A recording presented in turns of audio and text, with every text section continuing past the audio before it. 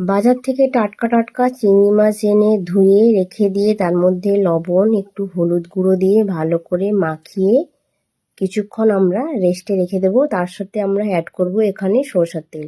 সরষের তেল দিয়ে হলুদ লবণ তেল দিয়ে মাছটা যদি মাখিয়ে রাখা হয়, মাছটার টেস্টটা কিন্তু খুব সুন্দর হয় দেখতে। দেখো ভালো করে তেল দিয়ে এখানে মাখিয়ে নিয়েছি। মাখিয়ে আমি এখানে কিছুক্ষণ রেখে দেবো চাপা দিয়ে। এটা কিছুক্ষণ রেস্টে থাকবে। তো এর মধ্যে কি কি মশলা আমি অ্যাড করছি দেখো। রাখার পরে রেস্ট থেকে বের করে আমি এখানে কালো সর্ষে, সাদা সর্ষে, পোস্ত বাটা দিয়ে ভালো করে মেখে দেবো মাছটা। তার সাথে কাঁচা লঙ্কাও দেবো। ভালো করে একদম মিশিয়ে নেবো। তাহলে কি মাছের মধ্যে মশলাটা ভালো করে চলে যাবে আর নুন ঝালটাও পরিমাণ মতো যাবে। আমি কিন্তু কাঁচা লঙ্কা এখানে বেটেও দিয়েছি আর গোটাও দিচ্ছি, মানে স্বাদের জন্য। তো এইটা মশলাটা মাখিয়েও আমি কিছুক্ষণ রেস্টে রেখে দেবো, আধা ঘন্টা মতো ওটা রেস্টে থাকবে। তো এখানে আমি কড়াই বসিয়ে দিয়েছি। তো কড়াইয়ের মধ্যে আমি এখানে তেল দিয়ে দেবো।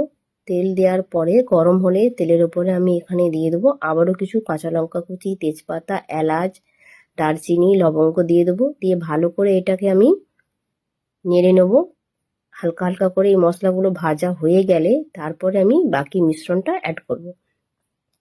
তো এখানে আমি লো ফ্লেমেই ভাজছি আর সরষের তেল দিয়ে করছি হালকা হালকা করে।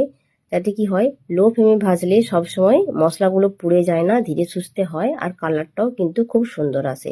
তো মশলাগুলো আমার এখানে ভাজা হয়ে গেছে। তো এখানে যে বাটারটা আমি বানিয়ে রেখেছিলাম সেটা আমি দিয়ে দেবো। একটু উল্টে পাল্টে একটু ভালো করে নেড়ে নেবো। কিন্তু কেন বলো তো, সর্ষের তেল আছে তো, যদি একটু স্মেল আসে তার জন্য এটাকে আমি ভালো করে নেড়ে নেবো। নেড়ে এটাকে আমি অল্প পরিমাণে একটু জল দেবো। দেখো নাড়া কিন্তু প্রায় হয়ে এসছে, দেখেই বুঝতে পারছো। আর তেলের ভাবটা নেই আর স্মেলটাও আসবে না। দিয়ে এখানে অল্প পরিমাণে আমি এখানে জল দিচ্ছি। জল দিয়ে এটাকে আমি কিছুক্ষণ চাপা দিয়ে রেখে দেবো, তাহলে এটা খুব সুন্দর হবে। চাপা দিয়ে 15 মিনিট রাখার পরে আমি আবার চাপাটা খুলে দেখবো। দেখো 15 মিনিট পরে যখন চাপাটা খুলে দেখি কত সুন্দর হয়ে গেছে আর কালারটাও কত সুন্দর লাগছে। দেখো একদম সুন্দর লাগছে। তো আর একটু আমি গাঢ় করব। তো আমি আর চাপা দিচ্ছি না, গ্যাসটা লো ফ্লেমেই রেখে এই গ্রেভিটা আমি একটু গাঢ় গাঢ় টাইপের বানিয়ে নেবো। তো একদম চটজলদি রেসিপি বানানো হয়ে গেল চিংড়ি মাছের বাটি চচ্চড়ি। তো নামিয়ে রেখেছি, তার মধ্যে ওপর থেকে আমি এখানে ধনেপাতা কুচি অ্যাড করে দেবো।